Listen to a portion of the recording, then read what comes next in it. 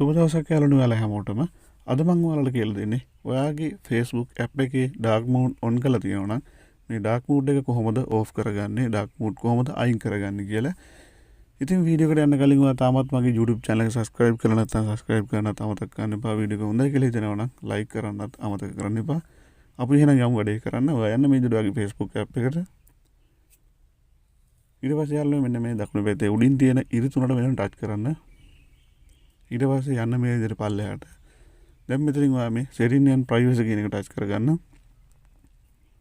ඊට පස්සේ මේ settings කියන එක ටච් කරගන්න.